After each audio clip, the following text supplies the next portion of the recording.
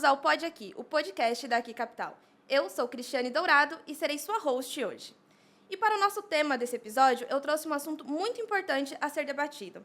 Questões de saúde mental pós-pandemia. Como a pandemia deixou cicatrizes e marcas profundas na nossa rotina, alterou a forma de nos comunicarmos e nos relacionarmos com as pessoas, tanto pessoal quanto no ambiente de trabalho. E para falar sobre esse assunto, eu trouxe aqui 3 profissionais que têm uma ampla experiência e muito conhecimento na área de saúde mental. Primeiro, eu gostaria de apresentar o nosso supervisor aqui do RH, o José Alexandre. Olá a todos, eu sou o José Alexandre, sou supervisor de RH no grupo.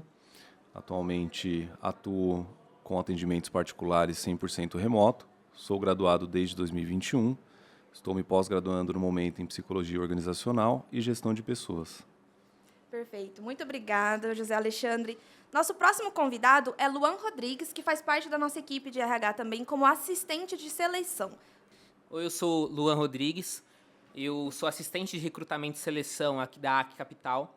Eu sou formado em Psicologia desde 2023, atualmente pós-graduando em Psicologia Organizacional. Também faço algumas palestras, sobre saúde mental. Atualmente não atendo, tá? Mas sempre estou estudando sobre a área.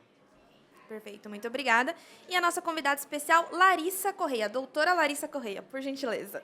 Obrigada pelo convite. Eu sou a Larissa Correia Lira, eu sou psicóloga clínica. A corrente teórica que eu trabalho é TCC, Teoria Cognitivo-Comportamental. Eu sou pós-graduada em TCC nos transtornos mentais, psicofarmacologia e neurobiologia. Feliz de estar aqui. Obrigada pelo convite. Eu que agradeço a presença de todos vocês aqui comigo hoje para debater um assunto que é muito importante e muito atual, que é o pós-pandemia. Nós vivemos ali alguns anos um pouco caóticos, de pandemia, foi muito difícil para muita gente, nós tivemos quase todo mundo ali teve perdas na família, isso deixou marcas, mudou a nossa forma de conviver em sociedade, infelizmente. E a minha primeira pergunta aqui para vocês 3 é, na opinião de vocês, como profissionais ali da área da saúde mental, quais foram os impactos psicológicos da pandemia em termos de ansiedade e depressão? Vocês conseguiram sentir um aumento, sentir uma piora em alguns casos que talvez já existissem? Posso? A pandemia gerou uma sensação de ansiedade constante, né? Se a gente for parar para pensar sobre a função da ansiedade, a ansiedade ela serve para deixar a gente em alerta, né? É uma emoção que nos protege, ela tem uma função de ser. Só que no cenário de pandemia, essa ansiedade ficou crônica, porque era o tempo todo informações negativas, muita incerteza sobre a saúde, incerteza sobre o trabalho, incerteza sobre a vida das pessoas que amam. Então, isso agravou, com certeza, a ansiedade e a depressão também, porque nós vivemos um luto, né? Sim. Mesmo as pessoas que não perderam entes próximos, também viveram um luto de ver essa mudança tão grande na sociedade, né? E fora isso que a Larissa ela falou, um dado do OMS de 2022 mostra que ansiedade e depressão aumentaram em cerca de 25% após a pandemia. A pandemia foi um divisor de águas, para tudo que a gente diz respeito à saúde mental. Já era algo que era falado, saúde mental antes, só que começou a ser muito mais incentivado, campanhas e afins, depois da pandemia. E aí, aqui no Setembro Amarelo, que nós estamos trazendo esse ponto, é um momento, uma data específica do ano, mas eu acho importante salientar que é algo que deve ser tratado durante todo o ano, porque as empresas tiveram que se adaptar após a pandemia. Foi toda aquela questão do isolamento social, as pessoas passaram por perdas, por lutos, a readaptação, sair totalmente do presencial e ir para o remoto. E aí dentro do remoto também, apesar que as pessoas falam, nossa, mil maravilhas, talvez ir para o remoto, enfim, muitas pessoas também sofreram com isso. Então, acho importante salientar esse ponto, agradecer à Capital por trazer esse tema novamente, tá? Eu acho que nesse sentido mesmo. Sim. E, Alexandre, como o isolamento social afetou as pessoas no trabalho e fora dele? Como foi aquele período? Olha, até pelos pacientes que tive, pelas minhas próprias experiências com familiares, amigos, de modo geral, a gente pode considerar que toda vez que você afasta o ser humano do ciclo social ou familiar, obviamente que ele começa a se descobrir de uma outra forma. E aí você passa a encarar os seus fantasmas. Quando você precisa enfrentar os seus fantasmas, só que de forma muito repentina, a ansiedade, assim como a Larissa havia mencionado, deixa de ser somente um estado de alerta e te coloca num estado mais agravante, onde ela vai te cobrar mais, ela vai te proporcionar uma sensação de dor, uma sensação de anseio mesmo ali, de aflição, de você não saber o que te espera, o que vai acontecer dali para frente. Então, automaticamente, as pessoas passam a sofrer um pouquinho mais. Tá? Tem até alguns dados que eu verifiquei de 2024, desculpa, que mostram que os afastamentos, isso mais para o meio corporativo, afastamentos por saúde mental, mais relacionados à ansiedade, aumentaram se comparado a 10 anos atrás. Isso, os números estão em 430 mil. Se comparado, é mais do que o dobro do que havia em 2014, que era na casa dos 100 mil. Então, é muita gente mesmo que acabou sofrendo os impactos da pandemia e pós-pandemia. Assim como o Luan havia dito, por todas as razões, mas também porque as pessoas passam a se descobrir e se sentirem invalidadas, não saber como que elas vão poder lidar com aquela situação, não ter o autoconhecimento e desenvolvimento para que elas consigam performar ali no seu dia a dia. Compreendo, Realmente são dados alarmantes, né, que a gente está vendo aí em sociedade. Inclusive, eu queria saber, já é possível identificar se houve um aumento de burnouts? Esse dado que você me passa de afastamento, mas assim, em casos extremos, ou ainda é cedo para falar em questão à pandemia, o período da pandemia, quando o pessoal retornou, teve esse aumento de burnouts, de afastamento? De modo geral, os afastamentos eles aumentaram e uma das causas foi o burnout. Mas fala-se muito sempre sobre depressão e ansiedade. O burnout ele vai ter, digamos que um combo, né, de sintomas, onde a pessoa tem um agregado ali de sintomas que leva ela ao burnout. O burnout ele não começa do nada, ele vem conforme o tempo. Então a pessoa ela só se percebe quando ela já está num estado um pouco mais crítico. Então esse é o prejuízo maior, porque ela já está num grau mais avançado e aí demanda mais tempo para que ela consiga reconhecer aquilo, como que ela vai se sobressair diante daquela dificuldade. Por isso que é muito importante até o que o Luan havia dito. A saúde mental ela tem que ser condicionada dentro dos 12 meses do ano. Sim. Se a gente deixar para falar somente com relação ao Setembro Amarelo, claro, é importante essas campanhas, assim como outras dentro da área da saúde, mas nós temos que reforçar num todo, seja no meio corporativo ou socialmente falando. Afinal, a psicologia é de acesso para todos, seja de forma privada ou particular. E fora isso que você também mencionou, acho que dentro da própria pandemia, a gente pode citar os próprios profissionais da saúde. Eu tinha levantado alguns dados e os próprios profissionais da saúde, enfermeiros, médicos, todo mundo que esteve na linha de frente com isso foram dos mais afetados. Porque além do medo, a insegurança, a contaminação, ver os seus próprios parentes sofrendo com isso e estando na linha de frente para tratar da doença, né, os dados aumentaram muito para esse cenário. Sim. E também quando a gente fala quando os colaboradores das empresas em geral, eles foram do presencial para o remoto, teve toda aquela questão. Se adaptar ao modo remoto, foi toda uma nova logística para eles, totalmente isolados, sozinhos em casa, tendo que se adaptar a isso. E juntamente com isso também, muitas empresas falindo, fechando, cortes de funcionários. Nossa, será que eu vou ser demitido? Será que eu não vou? Será que eu vou me adaptar? Né? E aí tem que conciliar isso, o trabalho, junto com as rotinas em casa também. Acho que tudo isso agregou bastante. Gerou uma insegurança de renda também, né? Eu acredito que foi um ponto muito, muito relevante na época da pandemia, não é? A incerteza se nós teríamos uma renda no dia seguinte, se a gente conseguiria manter a família ali, né? Quem era provedor da família. Eu imagino realmente que esse tipo de medo acaba aumentando a ansiedade. E quando a gente fala em aumentar a ansiedade, não é como se ela desligasse quando a gente voltou para a realidade, né? A pandemia acabou, não dá para desligar como a gente se sente. Consequentemente, a ansiedade segue. Ainda falando do burnout, doutora Larissa, você consegue passar para a gente, assim, até para a nossa audiência poder, talvez, se identificar, se estiver se sentindo dessa forma, quais são ali os sintomas ou quais os sentimentos de uma pessoa que está ali muito perto de um burnout, que não está se sentindo bem, que ela pode vir a ter para ela começar a identificar esses pontos? Existe um conceito, uma palavra em inglês que chama spillover, algo assim, que é quando algo de domínio de um domínio de uma área da vida se sobrepõe a outra, né? Então, quando a gente pensa no home office, a vida profissional se mistura com a vida pessoal e as coisas ficam meio bagunçadas e meio sem fronteira, sem limite, né?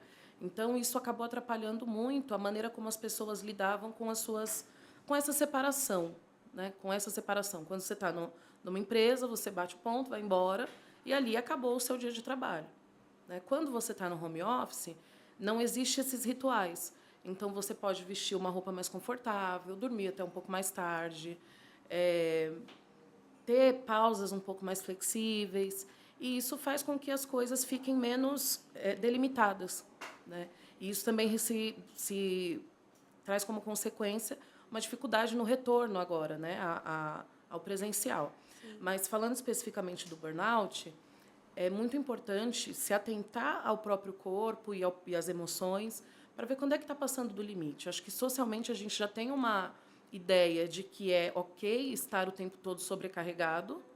Né? Nós temos essa cultura de que é legal, é chique, é produtivo, se você estiver absolutamente cansado e esgotado. Né? Mas, principalmente depois da pandemia, a gente começou a falar, opa, não é bem assim. Acho que tem que colocar alguns limites. Né? Então, prestar atenção como é que está o seu sono, como que está o seu humor, como que está, se você está descontando na alimentação ou em outros vícios, se você está tendo tempo de qualidade com a sua família ou consigo mesmo, se você tem tempo de cuidar da saúde física, da saúde mental. E isso são pontos importantes para você poder identificar. Né? Mas, em geral, quando o burnout acontece, as pessoas não percebem que ele está acontecendo. Né? Vai virando um acúmulo, e aí, quando explode, que a pessoa vai perceber, putz, passei todo esse tempo sem conseguir me observar. Exato. É um nível de esgotamento muito extremo. A pessoa ela não se percebe, como a Larissa disse.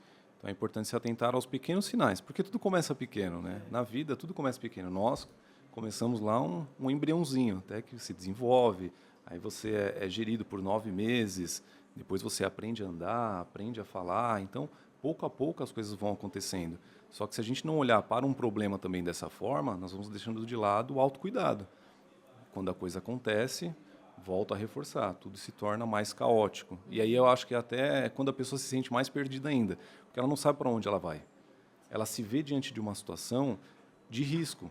Então, o ser humano por si só ele já tem a emoção do medo também, que pode ser dentro de uma forma equilibrada, bem utilizada, que possibilita a pessoa não gerar impulsos, agir por impulso, mas também, se você agir muito no medo, você não consegue dar um passo adiante.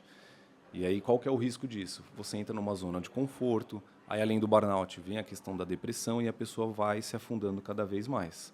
Tá? Então, é claro, além das percepções de tudo que a Larissa mencionou, eu gostaria até de pontuar. As pessoas, isso eu falo sempre para a minha equipe, o Luan está aqui de testemunha, falo para eles, pessoal, desacelera um pouco, começa a se perceber.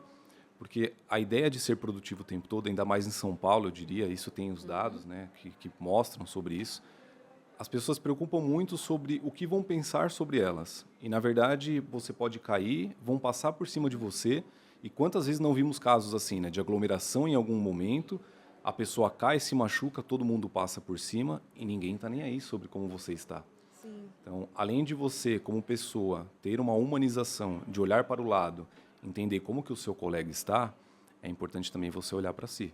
Desacelerar, olhar que, de repente, você está fazendo tudo muito rápido, está tudo muito corrido, você caminha rápido, você come rápido, você fala rápido, você escova os dentes rápido, você toma banho rápido. Então, são N fatores, de acordo com a sua individualidade. Mas tem como você reconhecer de alguma forma. E abrir espaço também para que outras pessoas de fora te auxiliem. Porque sozinho nem sempre nós vamos conseguir. Eu queria só acrescentar que é uma questão cultural. Eu percebo que isso já vem mudando. E aí, depois da pandemia para cá, tem se tornado um diálogo um pouco mais aberto, falar sobre saúde mental. Mas, em geral, as pessoas não têm repertório para identificar o que elas estão sentindo. Sim. Né? Então, por isso que é tão importante a gente ter ações que são contínuas, de dar uma psicoeducação para as pessoas, de nomear os sentimentos, nomear os sintomas, ter essa capacidade de se observar e identificar o que está acontecendo, ser capaz também de observar o outro e ver o que o meu colega de trabalho está demonstrando, o que pode ser isso. Né? Então, é muito importante que isso se torne algo contínuo e que incorpore mesmo dentro da nossa cultura para a gente saber nomear as coisas. né? Uma quebra de tabu, né? É. É aprender a falar e não ter medo, não temer. Sim, acho que depois da pandemia, na minha percepção, assim, enquanto profissional da área também, eu vi que estamos pouco a pouco, é um tema delicado, mas estamos quebrando alguns tabus. Sempre teve aquela ideia de que, o fulano tá com um problema, é fraqueza, né? Qualquer coisa, tá com ansiedade, isso é bobagem, isso é fraqueza e etc. Né? Mas isso que o Alexandre enfatizou, e de fato eu posso provar que ele fica em pé, em cima da equipe, referente a esses assuntos assim, desacelera, não precisa dar conta de tudo, porque as coisas viram uma bola de neve. Acha que é pouca coisa, mas vai juntando, juntando. Eu senti os sintomas também disso, né, ao longo. Né? Hoje, por exemplo, eu faço terapia quinzenal, etc. Então é sempre importante, conforme a Larissa falou, essa auto-perceber, o Alexandre também citou isso, né? Mas mais do que isso, procurar ajuda. De verdade, um profissional, enfim. Não consigo agora um profissional. Fala com a sua liderança, fala com a sua equipe, etc. Né? Acho que a gente vai até tocar nesses pontos também. Sim. Como que a equipe, como que os líderes podem identificar um colaborador que está passando com alguma dificuldade. Mas aí eu deixo para a gente falar daqui a pouco. Perfeito. Eu acredito que acho que o primeiro ponto que a gente pode levantar aqui é justamente isso. Se abrir, olhar para si mesmo e se comunicar. Falar, eu estou sentindo isso, para a gente começar a identificar o que é e tratar e não deixar chegar num nível que é muito complicado para lidar. Mas antes da gente ir aí mais para essa questão, eu quero perguntar aqui em duas vertentes, na verdade. Tanto para a doutora Larissa, ali nos atendimentos dela clínicos, quanto aqui para vocês que atuam no RH, se nós estamos encontrando dificuldade em trazer o pessoal de volta para o presencial. Se existe essa resistência, se após a pandemia o pessoal se fechou tanto que existe uma resistência a voltar para o presencial, a voltar para o mundo, né, de certa forma, e como, na opinião de vocês, dá para a gente ir mudando isso aos poucos, mudando essa percepção, esse sentimento dessas pessoas aos poucos. Por favor, doutora. Percebo, sim, essa dificuldade. Percebo até na minha própria experiência, né? Às vezes eu me pergunto como é que antes a gente fazia tanta coisa fora de casa, né? Aguentava tanto tempo no transporte público e isso não era uma grande questão, né? E hoje é considerado desgastante. Sim. Então, para as pessoas que ficaram muito tempo em home office e perceberam que dá para trabalhar assim, perde um pouco do sentido. Principalmente aqui em São Paulo, que as pessoas têm que fazer um trajeto longo, né? Em geral, a maioria dos trabalhadores moram longe do trabalho, né? O trabalho ele fica em lugares mais centralizados e muita gente está nas periferias, né? Então precisa fazer essa travessia. E aí essa coisa do transporte também é algo que é colocado como uma resistência para o retorno do trabalho presencial, né? E aí, para que isso seja possível, precisa fazer sentido. Então, qual que é a cultura da empresa? Qual que é a função de você estar ali? Sim. Né? Se tiver essa função bem demarcada e clara, de maneira que faça sentido, que a presença dessa pessoa que ela tenha a presença física ali e que ela também se conecte com as pessoas em volta, faça network, enfim, fica menos difícil dar um sentido para o retorno ao presencial. Uhum. Eu acho que... Finalizou? Mentira. Eu acho que dá para colocar alguns pontos nesse sentido, né? Tem os pontos negativos e os positivos. Os positivos, a pandemia, ela possibilitou que a gente visse um novo modo de trabalho. É um modo que já existia, né, o home office, porém ele não era tão enfatizado assim, era muito mais presencial, só que eles olharam, conforme a Larissa disse, assim, dá para ser assim, por que tem que ser diferente? E todo mundo gosta, vou ter uma flexibilidade, posso cuidar dos meus filhos, levar meu filho para a escola, cuidar das coisas de casa, conciliar as tarefas e afins e trabalhar também, né? Por outro lado, tem aquela questão, talvez nem todo mundo também goste do home office. Tem pessoas que gostam desse contato presencial. Tem um autor que ele fala que os seres humanos eles são seres biopsicossociais. Bio, de genética, nós somos formados pelas nossas genéticas, enfim, heranças. Psico, nossas próprias personalidades, etc. Cada um tem a sua própria psique, digamos assim. E o social, nós somos moldados pelo nosso ambiente. E isso é muito verdade. Então vai depender muito de cada um. Tem um que vai falar, não, eu só trabalho presencial. Tem um que fala, não, home office é qualidade de vida. E de fato a gente não pode dizer que não é. Então, talvez dê para conciliar. Talvez a empresa ela colocar um modo híbrido, né? Conciliar 2 dias presenciais e 3 dias home office, por exemplo. Né? Isso vai depender muito de cada cultura, conforme a Larissa também disse, né? E os benefícios, tudo que para atrair aquele candidato, aquele colaborador, para que ele veja assim, não, realmente vale a pena e faz sentido, que nem a Larissa disse, eu trabalhar nessa empresa, nesse modelo de trabalho. Sim, até pegando o gancho rapidinho no que eles disseram, Por favor. de fato, tudo vai ter o pró e o contra. Só que o profissional ele passa a maior parte do tempo dele dentro da empresa. Para quem trabalha isso de forma presencial ou híbrida, indiferente. Você se dedica muitas horas ou a maior parte do seu dia ao trabalho. Pense na pessoa que está atuando profissionalmente ou presencialmente, desculpa. Se ela não tiver um ambiente adequado, uma cultura organizada, ela vai se sentir mal. Então é importante que o RH, como coração da empresa, eu diria, olhe para esses contextos e esses cenários, indiferente de como tenha sido até ali, que ela pense em mudanças, que ela pense em prosperar e continuar crescendo. Porque sem colaboradores, sem funcionários, a empresa não cresce. Sim. A empresa ela vai ficar em uma estaca ou ela vai voltar à estaca zero. Então nós temos que proporcionar um ambiente mais agradável, confortável e seguro para essas pessoas. Porque o meio social em si, como a Larissa havia dito, transporte público, por exemplo, é um caos. A gente sabe como é que é. Então, para quem tem o privilégio, às vezes, de ir de carro, tem muitas discussões sobre isso em redes sociais, vejo muito isso no LinkedIn. Ah, mas é o mesmo tempo de trajeto. Mas se você fica 1 hora dentro do carro e 1 hora dentro do metrô, linha vermelha, por exemplo, é diferente, não tem comparação. Isso é. Então, para quem tem esse privilégio, não pode se comparar dessa forma. Tem que se colocar no lugar do outro. Então, a empresa tem que se colocar no lugar do funcionário e pensar em entregar o melhor para eles. Às vezes não é questão... a dificuldade em trazer o colaborador. Talvez a empresa olhar para o novo cenário, foi assim até aqui, mas agora não é mais.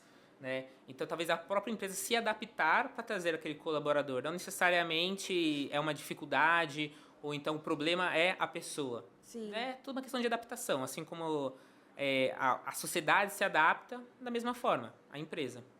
Perfeito. Eu imagino que ainda seja até relativamente cedo para a gente ter dados muito concretos do efeito, de fato, da pandemia ali na saúde mental, porque a gente, como você mesmo comentou, o Covid ainda está aí. Graças, assim, conseguimos ali, vamos dizer, controlar, de certa forma, a gente conseguiu, com o apoio da ciência, com a vacinação, a gente conseguiu sair daquele período mais difícil, mas o Covid ainda está aí, com certeza ainda existe o medo, existe a ansiedade em relação, mas a gente saiu da pandemia, estamos voltando à realidade, mas isso vai gerar um impacto que provavelmente a gente só vai conseguir medir em 10 anos, até com base nos dados que o Alexandre apontou. Mas eu queria saber de vocês, primeiro do Alexandre, se aqui dentro da nossa empresa, do nosso grupo, se tem medidas em relação à saúde mental que já estão sendo implementadas, que você sentiu que foram mais relevantes, que foram levadas mais a sério pós-pandemia, ou que ainda vão ser implementadas, que estão em progresso. Legal. Nós estamos em processo, vou dar um spoiler, nós estamos em processo de implementação. Nós temos a Giovana, que é a psicóloga da empresa, então muito em breve ela se tornará a psicóloga organizacional da empresa. E eu não vou falar muito para não estragar o projeto, mas de qualquer forma é um tema que, assim como nós estamos falando, nós estamos dando cada vez mais atenção. Estamos querendo, pelo menos, dar cada vez mais visibilidade para esse tema. Pois é como eu havia dito, se você não tem o seu funcionário bem cuidado, de fato, você não vai ter a entrega do lado dele também. Então, para que você possa exigir, e claro, o emprego vai exigir que você entregue alguma coisa, a empresa tem essa expectativa, é importante também que a empresa entregue esse insumo para os seus funcionários e colaboradores, onde eles possam se sentir não somente confortáveis, mas com a saúde mental o mínimo em dia, que aqui possa ser um primeiro passo para que eles continuem caminhando, seja com a ajuda de um profissional externo, mas que eles passem já a entender aquilo que eles estão sentindo. Perfeito. E quem sabe assim, a gente não vá trazendo mais conscientização para todos os públicos da empresa, onde os coleguinhas olhem um para os outros, tenham mais empatia. Claro, a gente sabe que é muito difícil, é tudo muito corrido, você tem a sua demanda para entregar, às vezes eu não tenho tempo para mim, eu vou ter tempo para o outro, mas de alguma forma, porque o ser humano ele dá sinais de alerta. E normalmente a pessoa ela está transparecendo que ela está bem. Sim. Na maioria das vezes. Ela transparece que ela está bem, que ela dá conta, quando vai ver foi tudo por água abaixo. Então dá uma olhada no coleguinha, não leva nem um minuto você perguntar se ele está bem. Claro, se você estiver com a sua demanda em dia, olha para ele, vê se ele precisa de ajuda, seja na demanda, se ele está com alguma outra dificuldade. Às vezes você não consegue ajudá-lo da forma que ele precisa ou que ele espera, mas alguma coisa você consegue fazer. Seja escutá-lo, seja um ombro, seja um abraço. Então, eu diria que a riqueza de detalhes, o mínimo, faz total diferença na vida de qualquer pessoa. Perfeito. E em relação, talvez uma pergunta, deixando ampliar essa pergunta, assim, em relação ao mundo externo, a gente está vendo aqui nosso RH, mas no mundo, assim, no Brasil, na realidade, existem novos programas, novas iniciativas ali para cuidar desse possível aumento na ansiedade e depressão, de modo geral? Existem. A nível global, a OMS lançou um guia que pressiona os governos a incluírem saúde mental nas suas práticas, né? Então, acho que isso é uma grande mudança na maneira como as pessoas vão lidar com a saúde mental, né? Aqui no Brasil, no SUS, teve várias mudanças de teleconsulta com psiquiatra, aumento do CAPS. Tem uma movimentação também para que desestigmatizar o CAPS, né? Então, também tem possibilidade em alguns CAPS de serem feitas consultas psicológicas e psiquiátricas por telemedicina, né? Uhum. Então, essas são algumas das medidas que vêm acontecendo aí. Também, por exemplo, o Setembro Amarelo, essas campanhas de conscientização, elas também são ações recentes, né? Sim. Há uns anos atrás não se falava sobre isso. Muito bacana. É bom ver que medidas estão sendo tomadas nas diversas esferas para que a gente possa falar mais, conscientizar mais e, consequentemente, não deixar que as pessoas caiam assim, numa depressão profunda, ou num burnout, por exemplo. Agora eu quero entrar num tema um pouco mais... Como eu posso dizer? Vamos tentar ser um pouco mais diretos. Como é que a gente consegue identificar sinais de ansiedade e depressão em colegas de trabalho? Como é que eu posso notar ali que o meu colega que está ali do meu lado o dia todo, que ele precisa de ajuda? Olha, eu acho que existem alguns sinais, porém essas questões também são muito subjetivas. Pode ter aquela pessoa que, por exemplo, talvez seja um pouco delicado falar isso, né, quando a gente fala assim de prevenção ao suicídio, por exemplo, e a pessoa fala assim, nossa, mas ele atentou contra a própria vida dele, por exemplo. Ai, meu Deus, tá certo falar isso? Sim. Tá certo? Sim. Não sabia. É que dependendo de como você fala, tá errado. Usa mais contra a própria vida do que o suicídio. Atentou contra a própria vida melhor, Pode né? ser. Certo. Sim, tem alguns sinais que podem ser identificados, porém é muito subjetivo, porque varia de cada pessoa. Talvez é um pouco delicado entrar nesse tema quando a gente fala de prevenção ao suicídio. A gente fala, aquela pessoa ela tentou contra a própria vida dela. Mas ela nem parecia estar feliz, sorrindo, brincando, e aí do nada ela atentou contra a própria vida. Então, não necessariamente as pessoas podem dar sinais, mas também existem aqueles sinais que a gente pode observar, que a gente pode ficar atento, né? Isolamento social, irritabilidade, né? A pessoa estar mais fechada, o próprio gestor pode olhar a falta de produtividade, certas questões, e aí isso é algo que tem que ser abordado e conversado, né? Só que também é interessante eu falar isso, porque muitos gestores, líderes, não estão preparados para esse momento. Então é importante que os gestores, a própria empresa tenha um treinamento, né, de liderança, de gestão, para não apenas serem líderes, mas que possam também olhar para os seus colaboradores de uma forma mais atenta, com empatia, sem julgamentos. Não ter aquela questão que eu falei no passado, que ainda existe isso, é fraqueza, isso é frescura, está passando por isso em casa, não importa, o importante é o resultado sendo entregue. Não é assim que as coisas têm que ser, né? Então, muitos não estão preparados para isso. Mas olhar para o seu colega, ele está se isolando, ele está muito lá no canto dele, não está entregando o que tem que ser entregado, mas por quê? Aborda, conversa, pergunta. Olha, não sei o que eu devo fazer. Encaminha, de repente. É importante, por exemplo, hoje estamos com a iniciativa, né, o projeto que não vamos aprofundar muito, né? Mas essa é uma das importâncias. Por exemplo, de repente, o gestor identifica que o colaborador está se sentindo de tal forma, encaminha ele para o psicólogo, por exemplo, da própria empresa. Olhar dessa forma mais atenta. Tá? Perfeito. Doutora, quer adicionar alguma coisa? Acho que legal trazer isso de que tem coisas que são subjetivas mesmo, então é importante lembrar que depressão não tem cara, né? Então, às vezes, a gente espera que a pessoa deprimida seja aquela pessoa que não penteia o cabelo, que não toma banho, que está mal vestida, e quando, na verdade, não, né? As pessoas podem estar funcionais, é o oposto. A pessoa pode estar ali funcional, que significa que ela vem trabalhar, que ela faz o horário dela, mas nem sempre ela está presente de verdade. E isso também exige uma certa sensibilidade. Isso que ele falou sobre essa mudança na cultura, né? Que antigamente se dizia assim: tá com problema? Chega no mercado, chega no trabalho, veste a camisa da empresa e deixa os seus problemas lá fora. Né? Sempre foi assim. E a gente sabe que ainda tem um caminho longo para percorrer para mudar um pouco isso, né? Mas ter um olhar um pouco mais empático não significa que você vai transformar a vida dessa pessoa, venha e me traga todos os seus problemas, porque também a gente tem que ter um preparo para receber certas coisas, né? Mas ter um olhar mais empático e saber o que fazer, para onde encaminhar.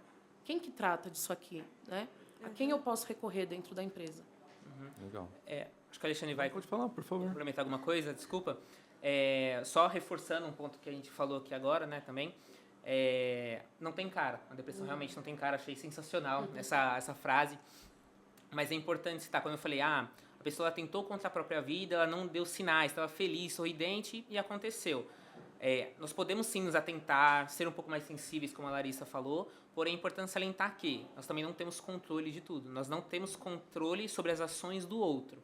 Então, nossa, eu não percebi nada. Eu sou culpado, porque as pessoas às vezes elas se culpam. Nossa, a culpa é minha, eu não percebi. Né? É importante ter esses projetos, né, de olhar mais atento, não só para os líderes, mas para acho que a empresa inteira, né? Só que também não se cobrar tanto sobre isso. Né? Gosto de salientar isso porque as pessoas vão ficar também bitoladas, achando, nossa, eu tenho que ficar ali. Não, nós não temos controle também sobre as ações do outro. Ou de repente está passando por uma dificuldade, tem alguma ansiedade, depressão, algum transtorno e afins, porém também temos que saber até onde vai a nossa parte, o que nós podemos fazer pelo outro também. Sim, perfeito. Sim, todos nós temos limitações, né? Todos nós vamos ter problemas, nós não podemos muitas vezes absorver o problema do próximo. O que a Larissa disse é muito verdade. Precisa de um mínimo grau de capacitação para que a pessoa saiba lidar com aquilo, porque de repente uma palavra errada você vai gerar um estímulo na pessoa e não fazer com que você segure ela para que ela não cometa o ato. Vai ser o oposto. Ela vai lá e vai se sentir mais fortalecida para ela fazer aquilo.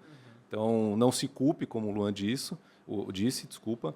Tente se preparar de alguma forma, se você se sente que é uma pessoa que gosta de ajudar ao próximo, tem essa sensibilidade, tente de alguma forma se preparar. E não necessariamente estudando aprofundadamente ou se tornando um psicólogo. Você pode simplesmente pegar meios, canais e sugerir para a pessoa, olha, nós temos X pessoas aqui que são psicólogos dentro da empresa, olha, nós temos esses canais que são públicos, eu sei que tem essa instituição que faz atendimento também. Então, é a forma com que você talvez se coloque naquela condição. Então, eu não posso absorver, mas eu sei que o meu limite é esse daqui, eu consigo ajudar dessa forma.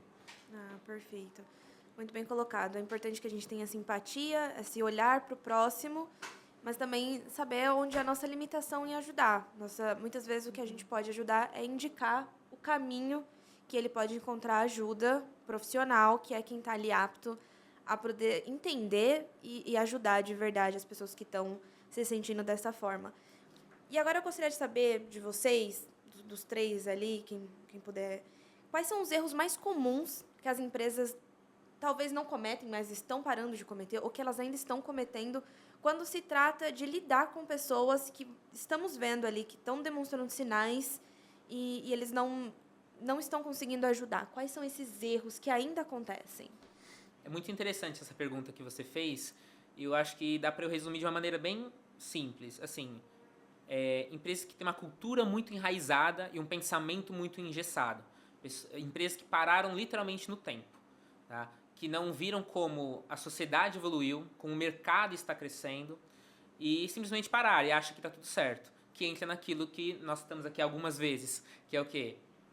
Isso é frescura, isso é fraqueza, não preciso, o importante é o resultado sendo entregue, e eles não se atentam a todas as outras demandas e como o mercado cresceu. Pós a pandemia, a saúde mental é o que vem sendo falado muito mais, né? E a tendência, eu espero, eu pelo menos, que se perpetue assim, porque é um assunto muito importante. Então, as empresas elas têm que se atentar a isso, né? Por exemplo, nossa empresa hoje está implantando, né, atendimentos psicológicos, enfim, o projeto e afins.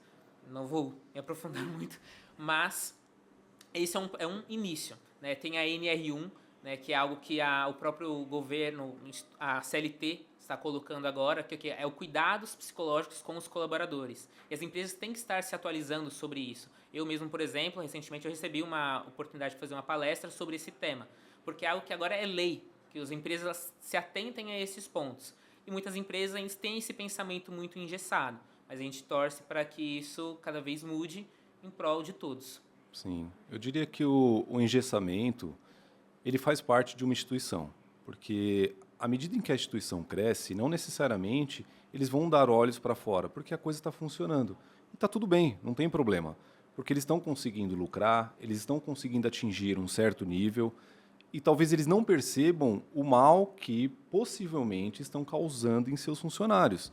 Então, o que é mais importante? É como que você olha para isso. Se você abre a possibilidade para você aprender algo novo, que é como o Luan disse, as coisas se atualizam e muito rápido. Até pouco tempo atrás, não falava-se tanto assim sobre a IA. Hoje em dia, a IA substitui pessoas. Então, da mesma maneira que isso acontece, as empresas, as pessoas têm que compreender que eu não sei de tudo. A partir do momento que você entende, que você pensa que você sabe de tudo, já tem alguma coisa errada. Você já está muito limitado como pessoa. Isso com todo o respeito, não generalizando, obviamente, mas você não pode se limitar a isso. Você tem que abrir mais espaço a escutar o próximo, porque a escutativa te coloca numa posição completamente diferente. Como eu disse, às vezes você não está olhando para aquilo porque você está atarefado com uma outra atividade, uma outra demanda.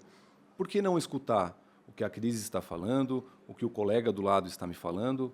Vou procurar saber, vou buscar ajuda de uma outra pessoa e entender se isso faz sentido para a minha empresa. Se não fizer, eu vou buscar o melhor caminho. Mas eu preciso entender que eu não sei de tudo e que eu vou abrir espaço para as inovações. Eu queria acrescentar também, acho Por favor. que esse é um tema muito interessante. Assim, primeiro, que eu acho que um erro grave é ignorar a existência dessa demanda, né? Sim. Então, essa coisa de deixar as coisas muito separadas. E aí, do nada, você vê funcionário chorando, gente pegando licença por depressão. Então, não dá para ignorar. Então, o primeiro erro é ignorar a existência dessa demanda. Uma outra coisa também é fazer ações que são pontuais. Então, contrata para uma palestra e só, né? Precisa ter ações contínuas. Né? E eu vou dar um exemplo de algo que eu vivi, né? Eu também faço palestras em empresas e aconteceu numa empresa, numa fábrica, que me chamaram para falar sobre saúde mental e qualidade de vida. E aí, quando eu cheguei lá, me mostraram quais eram as demandas. Os funcionários anotaram e colocaram numa urna, e antes de começar a palestra eu tive acesso a essa urna. E a questão era as relações interpessoais. Tinha muita briga entre eles, né? E aí eu tentei adaptar dentro do possível ali e fui fazer a palestra. E aí a pessoa que era a encarregada ali daquela operação interrompeu a palestra e começou a esculachar geral, assim, começou a brigar, a dar bronca na galera mesmo, assim, sabe? E aí eu fiquei um pouco... Depois eu precisei retomar, porque é uma cultura muito antiga, muito arcaica. Sim. Não tem mais essa de dar bronca e eu vou desmoralizar essa pessoa para ela se emendar e começar a produzir. Isso não existe mais. Né? Então, é muito importante que tenham ações que sejam contínuas. Você pode fazer um convênio, aqueles grupos de assinatura para facilitar o acesso à psicologia. Então, ações contínuas. Sim, até porque hoje o profissional ele escolhe onde ele quer atuar. Então, a concorrência mudou. A empresa ela está numa outra posição hoje, se comparado ao que era antigamente. Isso até com que tem relação com o que a Larissa acabou de falar. O profissional, se ele vê que ele está passando por uma situação como essa, ele pode muito bem pegar as coisas dele e ir embora para uma outra empresa. Então, a empresa precisa, sim, olhar para esse cenário e não ignorar. É diferente ele ver, o colaborador ver que, pô, essa empresa que ela me dá suporte, essa gestão aqui. Por exemplo, se eu consigo dar um exemplo de equipes que eu já trabalhei na área comercial, na minha experiência, uma equipe X, né, 14 colaboradores o gestor tinha, e a outra a mesma demanda, a mesma quantidade de colaboradores. Os colaboradores da equipe A passavam por X problemas, a mãe faleceu, tinha transtorno, tinha que levar a filha no médico e afins, tá me dando problema, vamos desligar, né? Então não se atentava a essas coisas, não queria saber do resultado. Por outro lado, a outra equipe tinha as mesmas demandas, um colaborador tinha câncer, por exemplo, a mãe tinha que levar a mãe no médico e afins, só que esse gestor da equipe B, ele se atentou a isso. Não, pode ir lá, leva a sua mãe no médico, né, vai lá fazer seu tratamento, quer chegar um pouco mais tarde, pode chegar, etc. Essa equipe B teve um turnover muito menor do que da equipe A. Turnover, a gente fala assim, a rotatividade dos colaboradores na equipe. Certo. Então, entrega, tem que entregar os resultados e afins sem nenhum problema. Então, e ninguém sai dessa equipe. Desse outro aqui, sai total. Então, você vê como a gestão ela faz a diferença. Sim. Então, você olhar para o seu colaborador de uma forma que ele mesmo se sinta valorizado, em outro lugar eu não vou me sentir assim. Ninguém vai me tratar assim, eu não vou ter a mesma atenção. Ele fica. Então é muito mais aquela questão de, como ele falou, a concorrência do mercado. Quando o colaborador ele vê que ali ele vai ser valorizado, que ali é um lugar que ele se sente confortável, que ele vai ficar, ele não vai querer sair. Sim, trabalho contínuo e conjunto. Uhum. Perfeito. É muito aquela coisa, você enxergar o seu colaborador como um ser humano, que é o que ele é, não como uma engrenagem, não como uma peça, eu acho que pelo que eu estou captando aqui, é fundamental para você garantir uma qualidade de vida no ambiente de trabalho, uma qualidade ali de convivência e, consequentemente, ser capaz de enxergar quando um colaborador não está bem, quando precisa de ajuda, que é parte fundamental de ser humano, né? A gente estender a mão um para o outro. E eu quero propor aqui um debate, não bem um debate, mas eu queria ouvir a opinião de vocês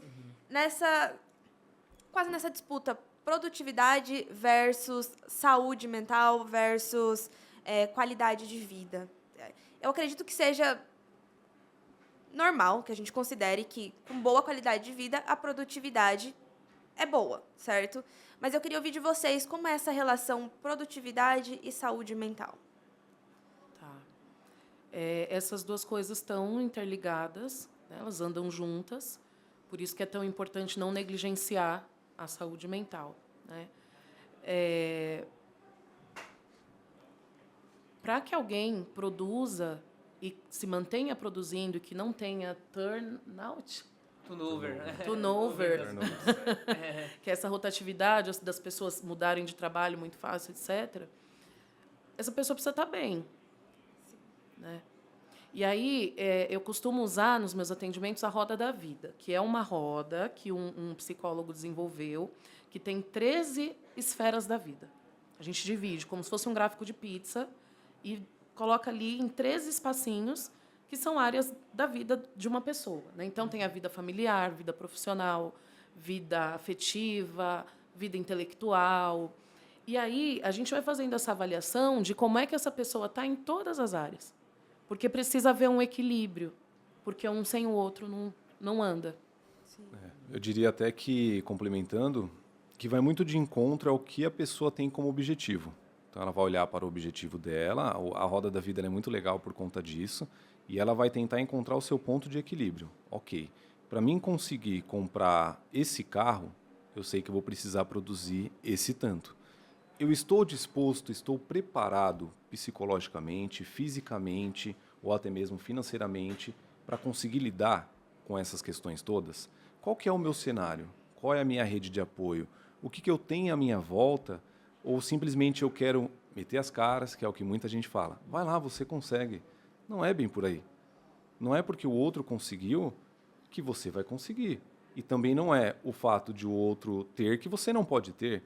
Que aí a gente entra até a nível de comparação, que os jovens vivem muito sobre isso hoje, inclusive com a internet. Sim. Colocam, não somente os jovens, mas as pessoas de modo geral, a sociedade, se coloca nessa posição de autocomparação com o próximo e começa a se invalidar.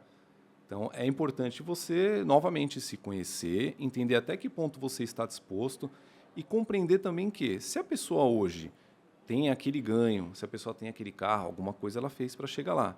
Ah, mas a pessoa ela é herdeira. Tudo bem, sorte da vida, talvez.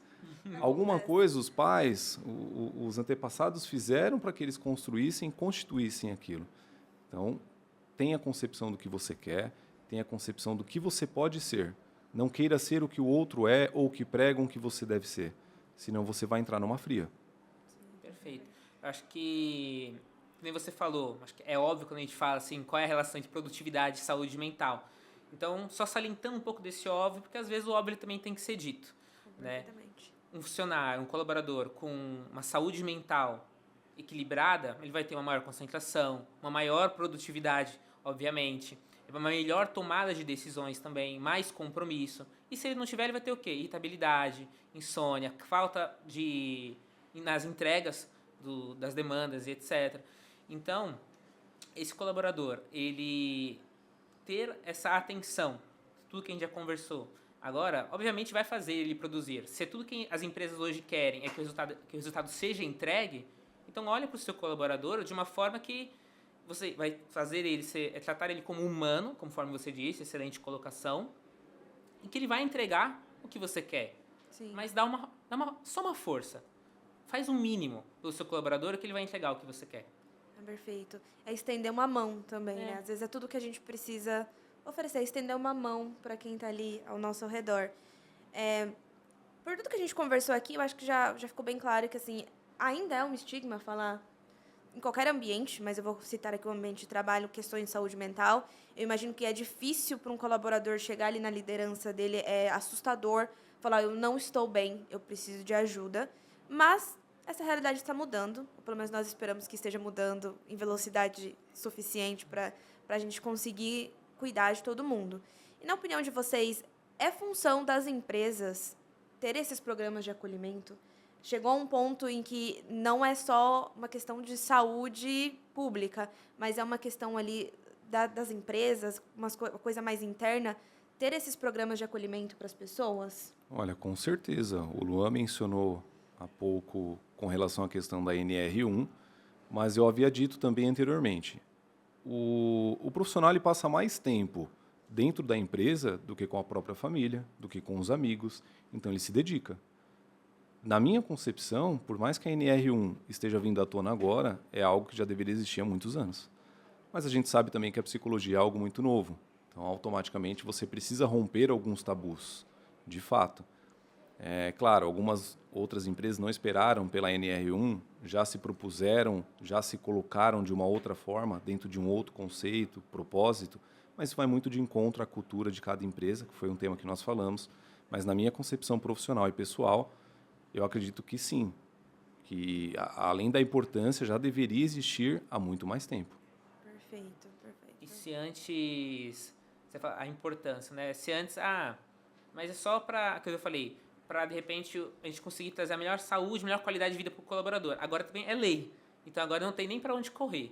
Né? Se antes era só uma opção, agora eles vão ter que realizar. Né? Então não tem muito não tem acho que nenhuma escapatória agora, que agora também espero que tenha uma supervisão também para que de fato as empresas elas coloquem a NR1 em prática, que eles cuidem de fato dos seus colaboradores e etc. E aquilo que eu já tinha citado. Se o colaborador ele estiver bem, ele vai entregar o resultado que a empresa quer. Então, é só nós atentar a esses pontos. Só mais um ponto reforçando rapidinho. O mais triste, pelo menos o que eu penso como mais triste, é saber que as empresas tomam partido em cima disso somente após criar-se um alarde. Então, depois de muito alarde, muito problema, e aí depois de tantas pessoas enfrentando essas dificuldades, vem então uma lei, saúde pública, aí as empresas começam a se posicionar diante disso. Parece Então, que esperou... exato. Eu ia usar uma expressão, mas eu não vou utilizar, assim, mas parece que esperou a água, né, chegar até aqui o pescoço. Exatamente. Então, para realmente tomar uma atitude. É muito triste porque nós estamos falando de pessoas, são humanos. Sim. Assim como os animais, hoje já existem vários tipos de campanhas, incentivos de cuidado aos animais, e eu acho isso super bacana, eu acredito que tenha que ter sim. Por que só quando a coisa cria-se um alarde para as pessoas entenderem a validade daquilo? Não precisa. Sim. Não precisaria chegar ao ponto extremo para você reconhecer a necessidade. Dá para você reconhecer de uma forma mais saudável. Perfeito. além de ser lei, é inteligente da parte da empresa criar uma política que atenda a demandas de saúde mental, né? Porque vai ser melhor para a própria empresa, para a própria produtividade, né? E acho que é importante a gente também entender que a saúde mental não é mais um problema pessoal daquele sujeito. Ele é um problema sistêmico, é um sintoma social, né? Então, se a gente tem 10 pessoas, dessas 10 pessoas, uma tem depressão. Aí a gente fala, bom, acho que isso é uma questão do fulano, hein? Fulano não deu conta, ou fulano não aguenta pressão. Mas e se 8 tem questões? Que geralmente é assim, né? E, em geral, quem não apresenta esse tipo de sintoma é porque não está entendendo. Né? Acho que até alguns anos atrás, que a gente não tinha todo esse letramento de emocional mesmo, essa psicoeducação, as pessoas não sabiam o que elas estavam sentindo, mas se elas soubessem, com certeza, esses números seriam muito maiores, né? Então, isso é um sintoma social, a gente não pode colocar a responsabilidade num único sujeito. Então, sendo assim, de maneira coletiva, as empresas precisam, sim, também ter medidas que atendam. E agora eu quero, assim, voltando bem centralizado no tema pós-pandemia, como é que a pandemia alterou a nossa relação com as outras pessoas? Nós nos tornamos mais solitários depois da pandemia?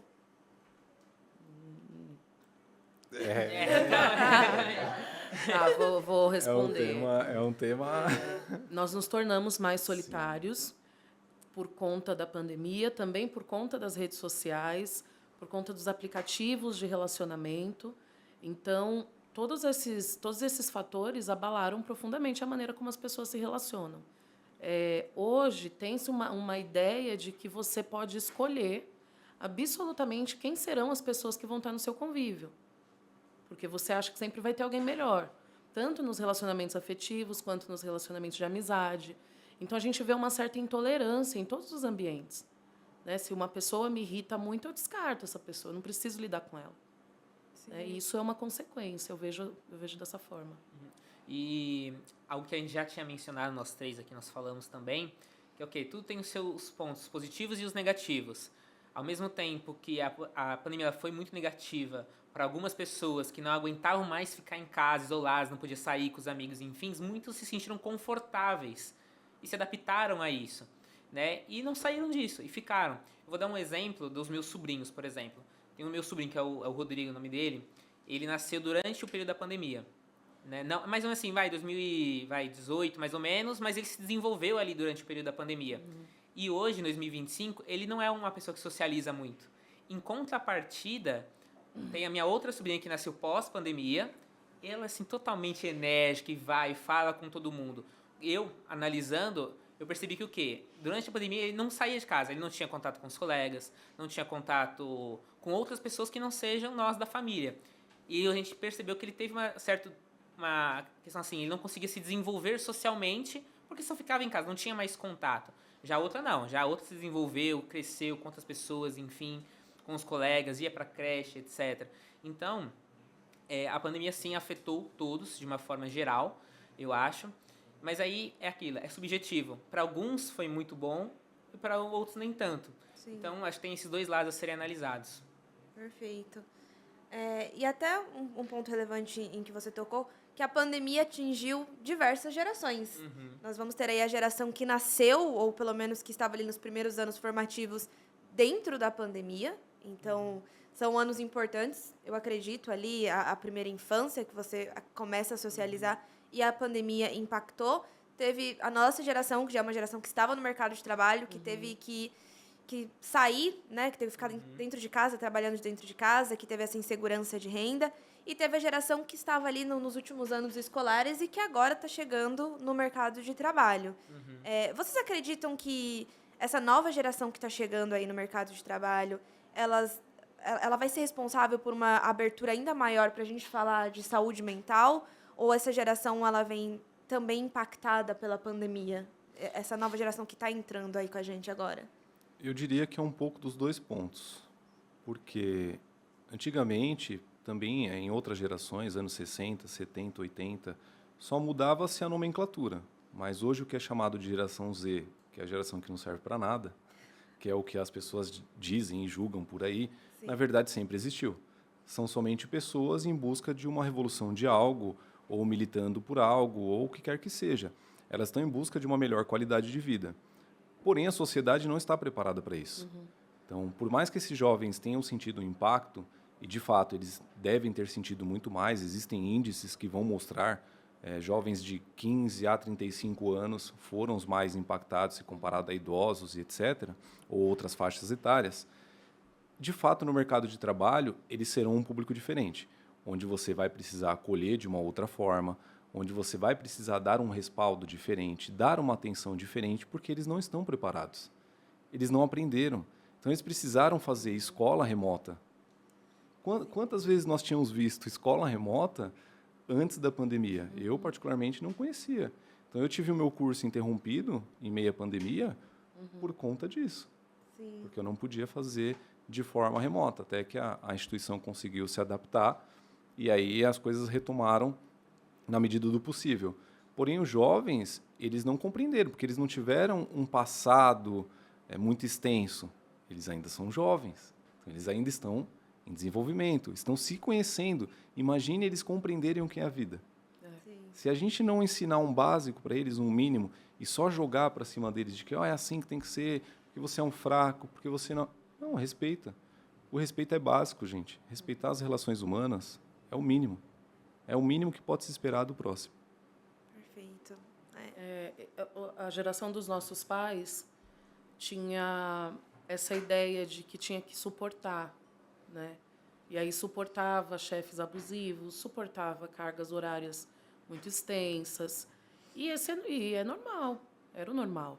E aí, quando a gente vê a geração Z se recusando a topar esse tipo de dinâmica, a gente se assusta, né? Porque o que você está pensando, sabe? Assim, cresce e aparece, sabe? Só que, na verdade, se a gente for parar para pensar, faz sentido várias coisas. Por exemplo, você não querer se vender absolutamente para o seu trabalho. Sim. Isso é uma medida de autopreservação. Sim. Não está errado, né? Então, acho que a gente tem muitos desafios ao lidar com a geração Z, mas também tem muito que aprender. Exatamente. Tem que se propor a aprender. Foi o que nós falamos numa outra As pergunta. empresas se adaptarem Exato. a como a sociedade está evoluindo. Exatamente. Perfeito. E, de novo, assim, desculpa, Por favor. nesse momento que a gente vive, tanto as relações interpessoais quanto os vínculos de trabalho, eles são líquidos, né? Tem um autor, o Bauman, que ele fala das relações líquidas. Como tudo é muito instável, muito fluido, então eu posso mudar de trabalho, eu posso mudar de curso, eu posso trocar de amigos, eu posso trocar de parceiros, eu não vou me vincular. Então, isso também torna a aderência da geração Z nas empresas um desafio também. Porque não existe mais essa ideia de que eu vou trabalhar 40 anos numa empresa e vou me aposentar nessa empresa e isso acabou, né? Então, acho que é um ponto para prestar atenção também. Ah, perfeito. Muito bem colocado. São diferentes gerações, reagem de forma diferente. O mundo está sempre evoluindo aí. E, em especial, a tecnologia, né? Que, especialmente, sei lá, nas 2 últimas décadas, deu um salto, assim, impressionante. Na opinião de vocês, qual é o impacto dessa hiperconexão digital que a gente tem no momento? Talvez esse fato da gente nunca desligar realmente, né? Eu saio do trabalho, mas eu tô ali nas redes sociais, ou eu tô o tempo todo nas redes sociais e pensando em trabalho. Você não consegue mais se desligar, talvez como antigamente. Qual é o impacto disso na saúde mental? Olha, eu acredito que o impacto, eu diria que ele é dos piores, porque hoje em dia é tudo muito acelerado. Então, a gente pega o celular, passa 30 minutos, 1 hora, 2, sem perceber que você está ali com vídeos de 30 segundos. Isso é dopamina pura. Quando você vai para a vida real, a dopamina não existe mais. E aí você se sente entediado, você fica ali perdido, eu não quero fazer isso, você tem uma irritabilidade que você não sabe de onde vem. Por quê? Porque você não está produzindo dopamina. Então, o seu cérebro, automaticamente, ele está adaptado àquela realidade. Quando você tira isso da pessoa, ela fica, meu Deus, está acontecendo alguma coisa aqui, eu não sei o que é. Entra em colapso, digamos assim. Então, o impacto ele é gigantesco, principalmente nos mais jovens, tá? Porque é o público que mais acessa. e há um risco. Recentemente a gente viu o caso de adultização que o Felca fez aí como denúncia. Então foi um tema muito importante, muito corajoso, inclusive, da parte dele, botar as caras assim para falar sobre algo do tipo, porque é muito mais fácil você estar aqui, fechar os seus olhos, fazer o seu trabalho e fingir que nada está acontecendo em volta. Então, de modo geral, todos esses alertas é sempre muito importante que os pais acompanhem de alguma forma, para que não gere prejuízos e traumas no futuro. Porque ali no momento a pessoa ela não vai sentir tanto impacto, ela vai sentir essa irritabilidade e a necessidade da dopamina, mesmo sem saber que não é isso. Mas a longo prazo, aí o impacto vem mais forte. Se a gente pegar, por exemplo... Perdão. Imagina. Se a gente pegar, por exemplo, quem nasceu nessa era da tecnologia muito mais avançada e etc. agora, as próprias plataformas, Instagram, Facebook, enfim, eles, entrando nessa questão da dopamina que você falou, eles fizeram todo um modelo como a plataforma ela é feita, é justamente para ser isso, uma dopamina muito rápida, só ir passando e você tem cada hora um estímulo diferente, né? Então, eu falo assim, tira do jovem, por exemplo, assim, pega o que está muito acostumado, deixa ele sem celular o dia inteiro, ele vai morrer. Coloca ele fazer uma coisa, ele não vai se aguentar, ele vai ficar se coçando, fazer qualquer coisa, mas não vai se aguentar. Coloca o celular aqui, você não pode pegar o celular. Tem até experimentos sobre isso. Eu não vou lembrar agora o nome do vídeo em si, mas ele não consegue. Então é importante isso aí que você citou. Ele acaba não vendo tanta validade nas coisas do mundo externo, que seria o mundo real. Então só tem validade, aquela agilidade da coisa, mas automaticamente ele vai entrar em comparações com o próximo, ele vai querer tudo para ontem, enfim. Ou então coloca, acho que todo mundo aqui já passou por isso, está na nossa roda de amigos ali, vamos fazer um rolê, por assim dizer, quer ver, todo mundo fica com o celular na mão, muitas vezes não fica, tá aqui ó, com o celular aqui na mão assim, as pessoas não se conversam, sempre tem um celular, ou então tá aqui daqui a pouco, acabou o assunto. Aí vem aqui e é sempre assim. É uma válvula de escape. Uma válvula de escape. O tédio, parece que ficar ocioso hoje... A gente não tolera, né, a experiência do tédio. Isso tornou a gente mais intolerante, né? Sim. Então, se você vai comer, se você vai atravessar e você precisa ficar um tempo sem fazer nada, a gente não suporta mais isso, né? E isso é porque a gente está super estimulado, né? Tem uma área do nosso cérebro que é da excitação e da hipervigilância. E essa luz azul que a gente tem na tela do celular, do tablet, da TV, ela ativa isso e deixa em estado de alerta o tempo todo. Até o tipo de música, por exemplo, que tem no TikTok, não sei se vocês já repararam, que as músicas elas estão estranhas, assim, elas têm umas melodias muito chamativas, sabe, ou uma voz muito grossa, ou uma coisa muito para prender. E é porque todo o mercado está se moldando a partir desse estilo de lazer. Sim. Então, isso é algo que, principalmente para as classes mais pobres, assim, o lazer é esse. E, sem querer, a gente vai entrando nessa dinâmica e o nosso corpo vai se acostumando. Então, a gente não tem mais tolerância ao tédio, a gente tem um sono prejudicado, tem uma dificuldade de concentração muito grande. Então, todo mundo pensa que tem TDAH, mas isso é um reflexo do nosso comportamento. Então... Até só pegar um gancho no que a Larissa falou. Por exemplo, as pessoas não sabem hoje lidar com a solitude. Então, tem a diferença entre a solitude e a solidão. Elas não conseguem lidar com a solitude. E aí, ali naquele acesso rápido, porque hoje é tudo muito acessível, e tem o lado bom e o lado ruim, as pessoas colocam-se numa posição de validação. Então, elas vão buscar uma validação na internet. Aí elas começam a adoecer e não percebem isso. Então, claro, o acesso ele ajuda, mas ele também vai te atrapalhar de alguma forma. Porque além da comparação tem a validação, aí você fala, nossa, mas eu não sou bonito, eu não sou bonita. Aí eu tenho tantas curtidas e o meu coleguinha tem mais do que eu. O que será que ele faz para eu conseguir? E você e você começa a se colocar em posições de risco. Você não percebe, você só vai. Você recebe o gatilho do seu cérebro e vai caminhando a uma zona de risco, sem perceber. Tá? Inclusive, essa questão do acesso também eu gosto sempre de pontuar, com todo respeito a qualquer profissional de todas as áreas. Eu sou até um pouco contra, a depender do conteúdo que é fornecido por profissionais. A gente sabe que hoje é uma ferramenta, seja para a área de psicologia, médicos, marketing, educador físico, enfim. É uma ferramenta, mas precisa ter muito cuidado com o que você propaga ali, porque as pessoas pegam e falam, então eu tenho isso daqui. Então ela já se autodiagnostica, vai se autodiagnosticar com um TDAH, como você deu exemplo, com um autismo ou qualquer outro síndrome ou transtorno mental, fazendo com que ela já se coloque numa posição de ansiedade sem ela possuir. Perfeito. Gostei que você tocou nesse assunto.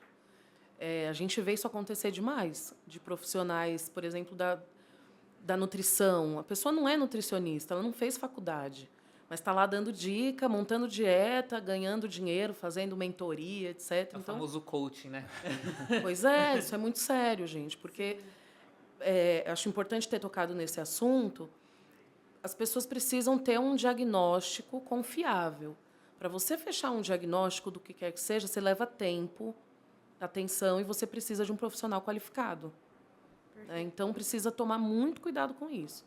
Não é porque eu vi lá uma lista de sintomas que eu me encaixo, aí eu vou chegar no trabalho também e falar, opa, estou com ansiedade. Não, calma aí. Sim. Né? Tem que ter um preparo e profissionais ali que vão dar conta disso. Perfeito, muito bem colocado. A gente não pode simplesmente acreditar em tudo que lê também, tem que procurar ali quem pode realmente ajudar de forma profissional. E, inclusive, até para oferecer esse norte, quais atitudes simples, talvez algumas dicas que vocês possam dar para a pessoa ela adotar um cuidado de saúde mental? Quais são coisas simples que ela pode adotar ali na rotina dela para ajudar o próprio emocional dela, a própria saúde mental dela? Tá. Bom, tem várias, né? Qual que é a sua corrente teórica? Psicanálise. Psicanálise? E você? Análise do comportamento. Ah, legal, legal. Eu sou de TCC. Três linhas diferentes. Três linhas diferentes, em TCC, a gente acredita muito na estrutura, na rotina, né? Que isso é um fator de saúde mental. Então, você ter uma rotina estruturada, ter horário, se alimentar bem, ter um momento de fazer exercício físico, ter um momento de fazer terapia, eu acho que terapia se tornou, assim, essencial para todo mundo, né? É algo que é muito necessário. Então, algumas medidas que são repetitivas, mas que são estruturantes, sabe? A rotina ela serve para te estruturar. E isso é um sinônimo de saúde mental. Exato. Perfeito. Complementaria também com desacelerar um pouquinho, que foi o que eu falei no começo. Então, desacelerar, se perceber, de repente você está fazendo as coisas muito rápido, começa a anotar isso, traga alguns insights para você, faça algumas anotações sobre o que você sentiu naquele dia. Poxa, hoje eu fiquei assim, o que será que foi? Escreva, compartilhe com alguém, não vai recorrer somente à internet, dar um Google, porque o Google já vai falar que você vai morrer em 2 dias, então não é bem por aí. Sim. Busque a orientação de profissional, compartilhe com uma pessoa, claro, que você confie, mas que tenha um mínimo de embasamento, de coerência também, para ela não te colocar numa posição de ansiedade. Perfeito. Eu ia falar uma coisa que o Alexandre já falou, mas estão só complementando. Profissional. Profissional adequado, acho que é o principal. A gente cita aqui os coaches, por exemplo, esses caras do Instagram, para você ter uma saúde mental adequada, faça isso, isso e isso. É uma receita de bolo. Esse cara ele deve ter lido meia dúzia de livros, por exemplo, compilou tudo, ele deu um curso. É assim que funciona no geral. Não mentira? É verdade. É desse jeito. Né? Então, o profissional ele é o principal. E eu falando da minha linha teórica, por exemplo, na análise do comportamento, a gente acredita que o ambiente influencia muito. Então é você perceber, não é só o ambiente, o local que você está, mas é tudo. As relações que você anda, as pessoas com que você fala, né? Quem é que está realmente te apoiando, quem está do seu lado, com quem você pode contar, né? O ambiente, não sei se a palavra tóxico seria aplicável aqui, mas o quão o ambiente está influenciando você também, tanto positivamente quanto negativamente. Também eu acho que é algo que dá pra gente complementar, assim. Até o estilo de música que você escuta influencia na sua vida. Você tá? consome, né? Exatamente. Que tipo de filme você Exato. assiste. Conteúdos, tudo. Perfeito, porque hoje porque a internet ela influencia muito. Por exemplo, se a gente falar, puxar um gancho assim, meio que do nada, assim, falar de relacionamento, tem muita gente ensinando como se relacionar, como conquistar X pessoa, como se conquista uma mulher, como que faz isso. Você fica louco, você fica bitolado, você sai totalmente da realidade. Como as coisas realmente são, acho que é uma receita de bolo, mas não é assim que funciona. A realidade é totalmente diferente do que a internet mostra. E eu acho que ainda entra um agravante quando a gente fala do mundo digital, que são essas coisas que você pesquisa um assunto, o algoritmo vai te trazer massivamente aquele assunto. Então, ou assuntos similares, ou talvez um assunto, algo triste, o algoritmo vai entender isso, então eu vou te É isso que eu alimentar vou te cada dar. vez Exatamente. mais e mais e mais pesado. Então, realmente, é bastante complicado. E, gente, antes de eu começar aqui o encerramento, antes de eu puxar o finzinho, eu quero fazer uma pergunta que eu espero que tenha uma resposta bem positiva, na verdade.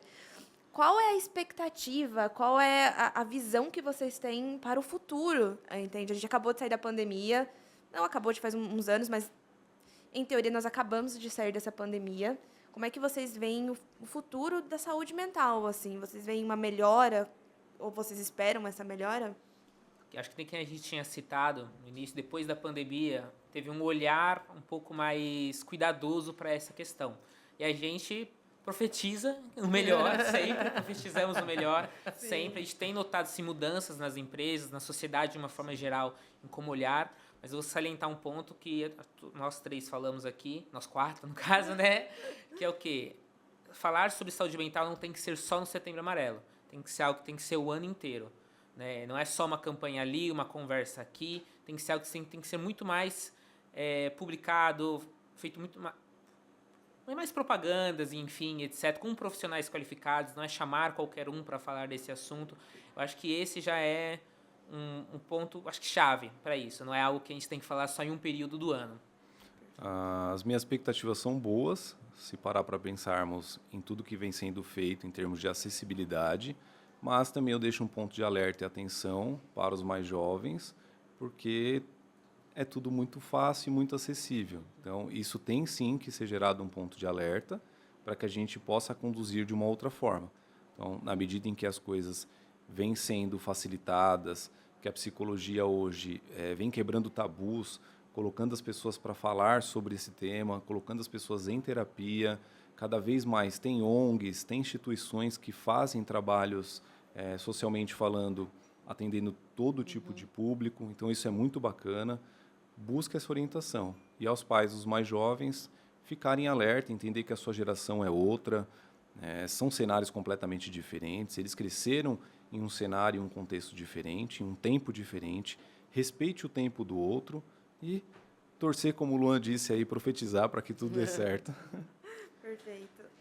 Eu vejo também com otimismo a questão da saúde mental, mas eu também acho que essa questão está relacionada com tantas outras. Então, se você tem acesso à alimentação de qualidade, se você tem educação, se você tem acesso a lazer, então isso envolve também questões políticas, questões sociais, né, como ele bem lembrou, biopsicossocial, né? Então, tem todo um sistema, uma sociedade que colabora para que as pessoas tenham saúde mental, né? Então, uma coisa não sobrevive sem a outra. Mas eu vejo com positividade também. Eu acho que a gente já andou muito. Que ótimo. É uma resposta positiva, fico feliz, fico contente. E eu também tenho essa expectativa de que a gente continue falando, que seja um tema que a gente nunca pare de falar, porque é importante. E uma coisa que eu quero trazer aqui para a nossa audiência, para os nossos colaboradores que assistem ao nosso podcast e para toda a audiência, olhem para o próximo, estendam a mão, sigam aqui as dicas desses profissionais que entendem tão bem, porque às vezes uma única palavra, uma única demonstração de que você se importa com o próximo pode mudar muita coisa, pode ajudar aquela pessoa a entender que ele só precisa de ajuda e que vai ficar tudo bem no final. Então, eu quero primeiro agradecer aos três. Muitíssimo obrigado por estarem aqui, por virem bater esse papo aqui com a gente. Eu sei que vocês todos têm ali uma agenda muito complicada, tem que arranjar tempo, mas é um assunto muito importante e é muito importante que a gente continue falando sobre. E agora eu vou abrir espaço para vocês se despedirem da nossa audiência, por favor. Doutora Larissa, fique à vontade. Obrigada, estou feliz de estar aqui com vocês, de ter tido essa conversa. Com certeza me acrescentou bastante. E para quem quiser cuidar da saúde mental, tiver interesse, meu Instagram é @psicóloga Larissa Correia. Acho que quando sair o episódio vai ter lá a marcação. E aí vocês podem entrar em contato comigo, que eu estou disponível para atendimento clínico. Feito. Eu agradeço também muito a AC Capital. Parabenizo vocês mais uma vez por trazer esse tema tão relevante. Agradeço muito a oportunidade. Espero que a gente possa se ver mais vezes, Cris conduziu a entrevista maravilhosamente bem, perguntas muito pertinentes. Larissa, prazer conhecer você. Alexandre, já te vejo todo dia. É, mas obrigado, viu, gente? Espero que tenham gostado. Pessoal, obrigado a todos. A Cris, exclusivamente aí, juntamente aqui Capital, pelo convite, por estar mais uma vez participando aqui com ela, só que de um outro quadro, e como o Luan disse, de um tema tão importante como esse. Busquem orientações profissionais, não vá somente pelo que a internet propaga por aí. Nós temos aqui, ó, uma excelente profissional, deixou o Instagram delas.